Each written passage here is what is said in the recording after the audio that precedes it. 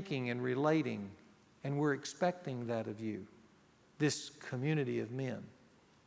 That's what a manhood ceremony is all about. Now, having said that, let me say a little bit more about how we got to the manhood ceremonies I want to present to you, because I just want to share with you, not a theory, I want to share with you what I've done. A number of years ago, 2 other dads and myself were sitting around. We had 7 sons between us, and they were all little rugrats at the time. And on one particular evening, one of the wives said to us 3 dads, "How are you going to raise these boys into men?" It was just a simple question, but it led to a late night discussion, because the truth of the matter is we didn't know how we were going to do that. There was no model, there was no understanding of how to do that. First off, we didn't have any definition of manhood we can impart to our sons, much less a process of manhood. There was nothing known. When we began to look for books and things like that, there was really nothing out there. And so that led to a search that ultimately led to a definition that I gave to you guys just a few weeks ago. What I want to add to that here this morning is a process that we came up with as well. Just to get you started, just to get you thinking. I'm not going to ask you to replicate this necessarily, but it'll give you a model at least you can play off of.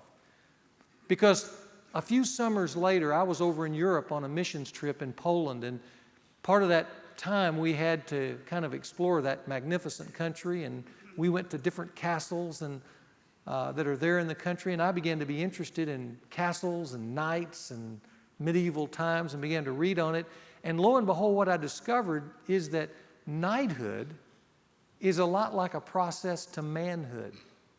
And you could draw some of the same common themes between the two, because knighthood was a process, not a birthright. Just like manhood is a process, not a birthright. I mean, to be a knight, you had to go through some rudimentary beginnings as a page and just be basically a servant. Then you went through a time where you learned disciplines as a squire. Then there came this moment where you had proven yourself to be worthy of being knighted. And so there came this incredible moment where you became a knight. You were dubbed a knight. And then after that, most knights, in order to fulfill their calling as a knight, had to attach themselves to some noble ambition. And that varied from knight to knight to complete their knighthood. So there was this process. And as I read that, I thought, quite frankly, raising boys is a lot like that. There is a page stage before they're teenagers, just kind of where they need to hear just some basics. And there comes a place where they need to learn disciplines. There's a squire stage. And then there's a time where they need to know they've become a man. They need to be knighted. And then after that, there's a time in which they need to be encouraged to take on a noble calling, and that needs to be ceremonialized as well. So I began to play with that definition and put those together. The second thing about knighthood that really fascinated me was knighthood was a high calling in an evil age. If you think about it, knights came out of which age? The Dark Ages. And they became, quote, the knight in shining armor for a reason. What they were is that they were the few men who lived above the age. They stood out. They stood out in valor, in courage, in nobility, in standards, in morality, and they were the ones looked at as the heroes of the age. And I thought, that's what real manhood should be about. Real men, authentic men, should stand above this age too. And so how do you raise your sons to get there? Where they're living not just as a good businessman, but they stand out in their character, in their calling, in their involvements, in their investments. Sons don't get there by accident. See, we think they're just going to kind of get there. They don't. A strategic father knows there needs to be a process along the way to point them to that high calling. So, with that said, what we did is we came up with 4 ceremonies to help sons kind of process along the way. Let me just talk you through those 4 ceremonies. You've got them basically on your outline. I just want to mention them to you real quickly, but I think it'll help you get a sense of what we did. First of all, we had what we call the page ceremony. of puberty. You know, there comes a moment, if you think about a son's life, there's a moment where he crosses over into a change of life at about 13 or 14. A page was a young boy between 7 and 13 and 14. So there comes a moment where he needs to be introduced, just like a page, into the rudimentary elements of manhood. And here's what we do, or here's what we've done to all of them. Leading up to their 13th birthday, we took time to meet with our sons in the morning, just the dad and the son, to take them through some basics of the new stage they were about to enter into, these teenage years. And the asset that we used, I think there, quite frankly, might even be better assets today. I'm just going to show you the one that we used, was the tape series here by James Dobson, Preparing for Adolescence. All that was 7 tapes, and we would get up early in the morning with our son, go out into a quiet place, and just put the tape on and listen to it. And it would talk about emotions and changes in your body. And it would talk about friendships and peer pressure and the things that a teenager is going to face. And we would just listen to the tape, and at the end of the tape, we would enjoy a conversation about that subject. And of course, one of the subjects there is about sex, which is a wonderful way to introduce you into that discussion. And then we'd go out to breakfast. And we would do that, and at least in my case, with my 2 boys, I timed it to finish about the time their 13th birthday was to occur. And so we finished the tape series. Then on their 13th birthday, I had a ceremonial supper just between me and my son, where we went out, and on that particular occasion, as we sat there together enjoying a dinner together, we talked about what it was going to mean to become a man. And I introduced my sons for the first time to the definition of manhood that you've received. And we just talked about it, just like we were talking about a subject. And I had Garrett and Mason memorize that definition of what it meant to be a man. And I said, son, here's what I want you to know. From this point on, we're going to talk about manhood within these 4 quadrants. About rejecting passivity, about accepting responsibility, about leading courageously and believing it all for God's greater reward. We're going to talk with that language. And what I want you to know is you can hold me accountable to every one of these things. And I'm going to hold you accountable. And we're going to march together in lockstep. So we do that. And in order to kind of memorialize that moment, I thought of something I could give them as a symbol of that moment.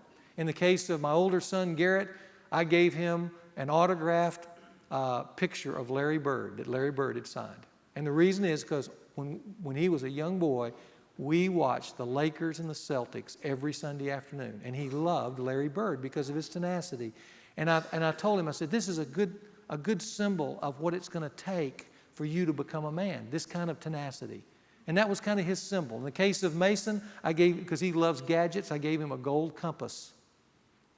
And that compass pointed a true north, and that true north for a man is manhood.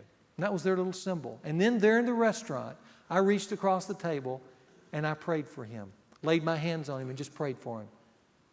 Prayed that I would be a dad worthy of him, and that he, over his lifetime, could become this kind of man.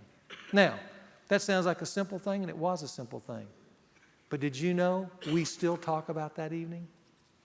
Just that simple thing, and those processes to enter into this stage called puberty, or through this stage called puberty, into teenageville.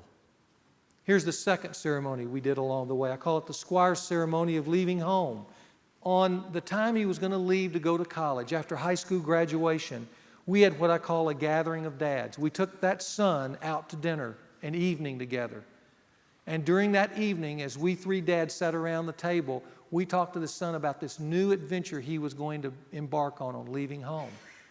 And we each shared a fundamental principle about the next 4 years, because all of our sons have gone to college, and that is this. We had him think about his college graduation on that evening.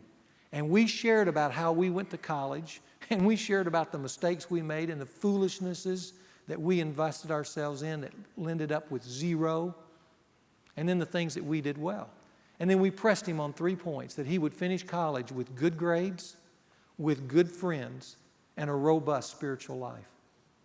Those were kind of the 3 swords we wanted him to fight with during that time. And we impressed that upon him. At that point, we shared with him the family crest that he saw hanging in our homes all these years. And I'll show a picture of the family crest here. This crest is in each of the 3 homes that we have. And there's a lot of imagery in here. I won't take you through all of it. Just simply to mention on the left side where there's that white space with the cross, we talk a lot about conventional manhood that we talked about in here.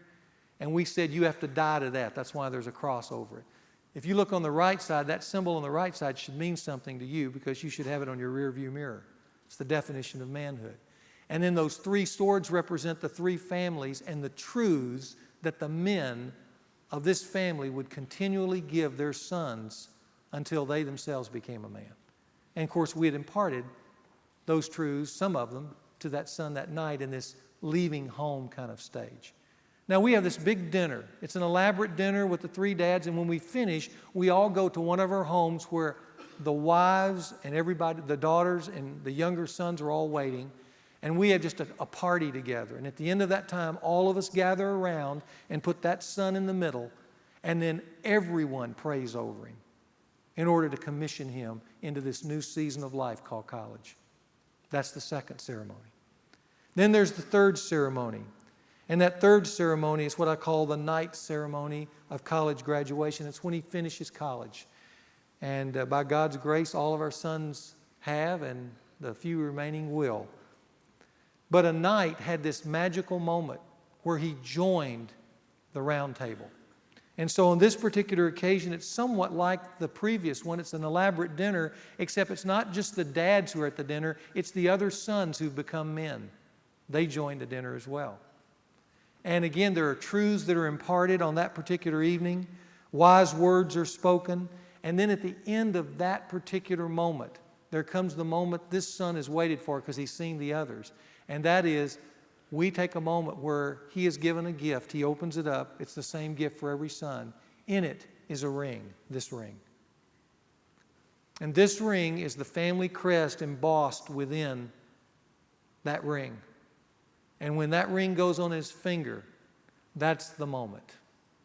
Because we welcome him into not just the community of men, but now he gets to join our round table in which to encourage the other sons who are yet to come. But in this moment, this becomes the dubbing. This becomes the moment he can look back on and say, this is the moment where these men, these significant others, not just my dad, but these significant others, ushered me into the community of men. And from this point on, they have told me that they're expecting greater things from me, a greater calling, a higher walk, a more noble walk with more noble standards. And they feel that. And let me tell you, you would feel that if you were there on that evening. And then lastly, we have what I call the oath ceremony at marriage. Remember I told you every night needed to have a calling? Well, these sons are going to have different callings, but one of the callings probably each one of them will concern marriage.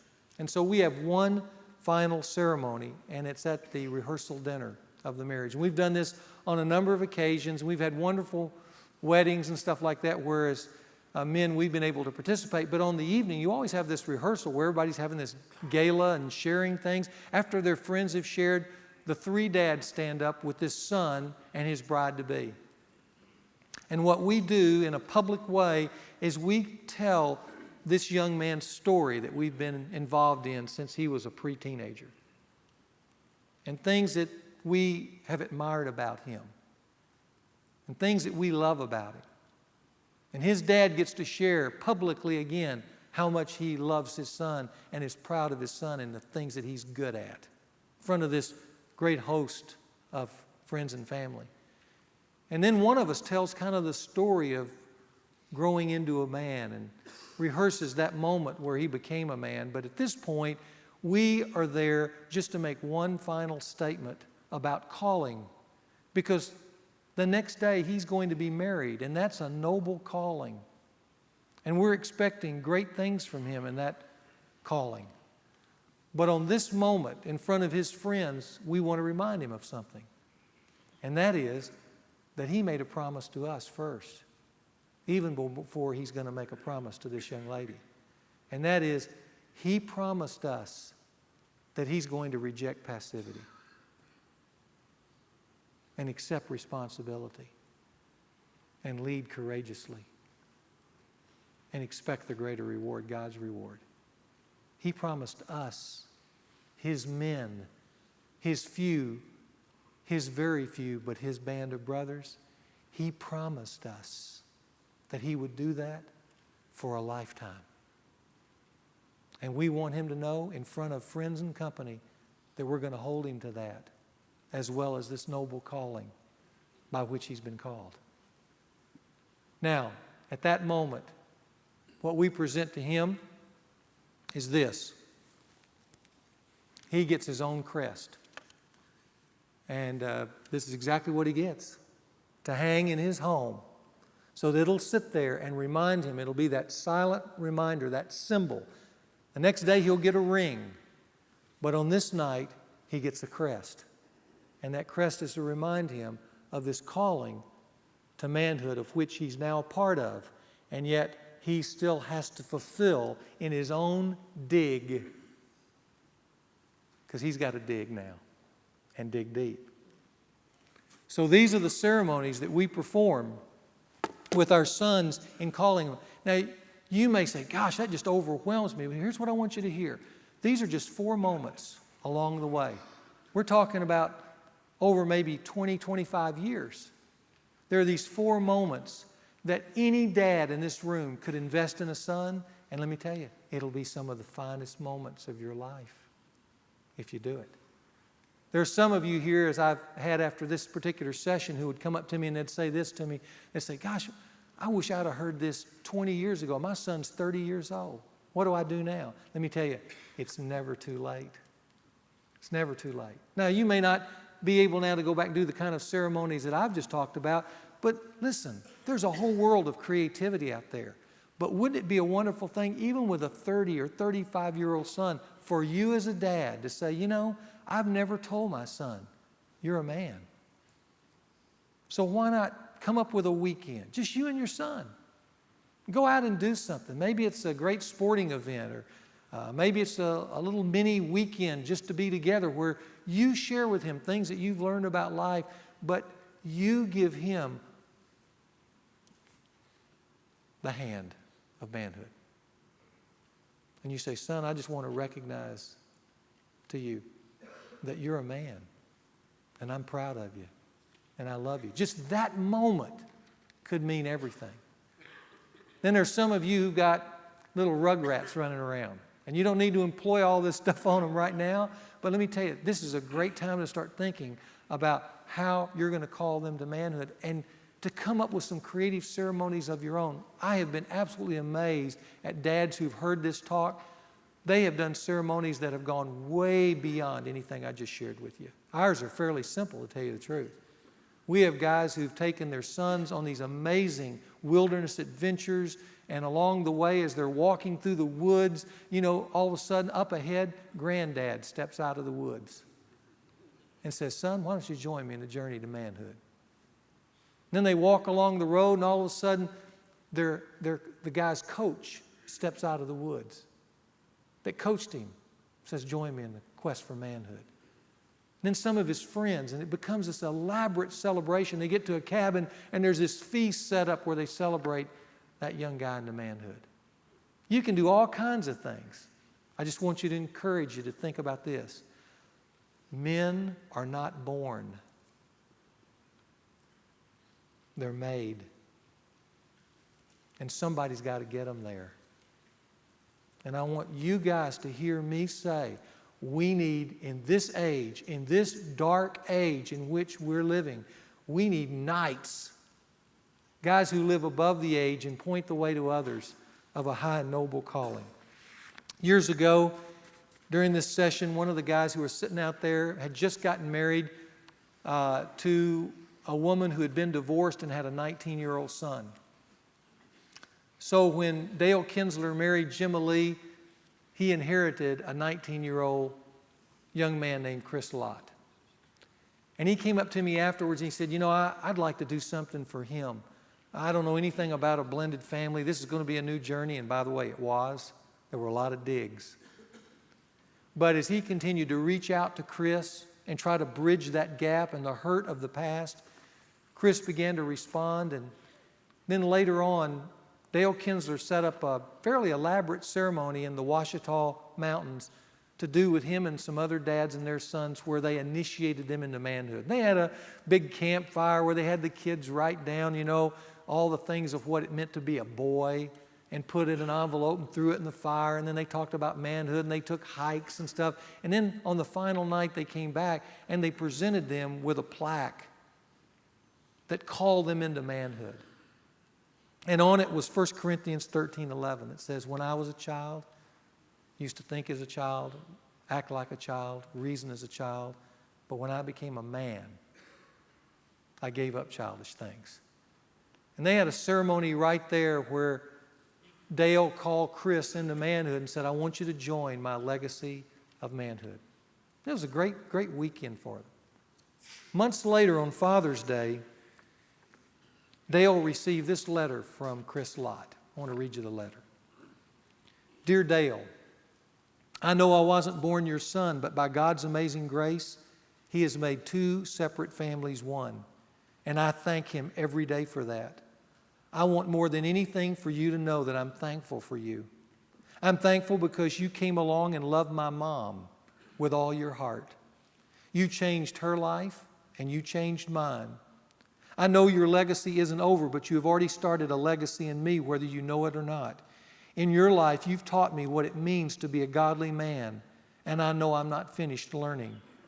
When I think of Dale Kinsler, I think of a man who deserves respect, a man of character, a man of integrity, a man you can trust, a man of his word, and a man who always has a story to tell.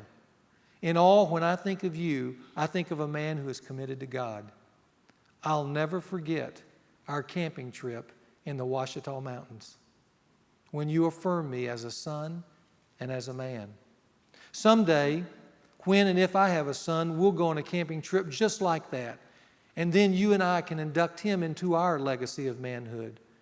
Proverbs 22:1 says, a good name is more desirable than great riches. To be esteemed is better than silver and gold. And Dale, with much prayer and consideration, it is my wish to honor you on Father's Day by taking on your last name as mine and carrying on your legacy in my life. With much appreciation, your son, Chris Kinsler. What do you call that, guys? Let me tell you what you call that. Dig, set, spike. That's what you call it. Now let me encourage you, as we finish here this morning, to initiate your sons into manhood. And here's what I want you to do. Guys, be creative. Be creative in every way you can. Some of you guys are saying, boy, I need some more information. Can I recommend to you my book, Raising a Modern Day Knight? Some of you know about that, some of you don't. But I would really encourage you, if you want more information and you want to see some other dads' ceremonies, they're all in this book. It's a very simple book. Any guy can read it. But I think it will give you some wonderful information about raising your son into being an authentic man. So be creative. And lastly, just know this. Your son will love it. Those moments between you and him where you're extending the offer of manhood. Let me tell you what it's going to be for those men, those young guys. It will be the finest days of their life.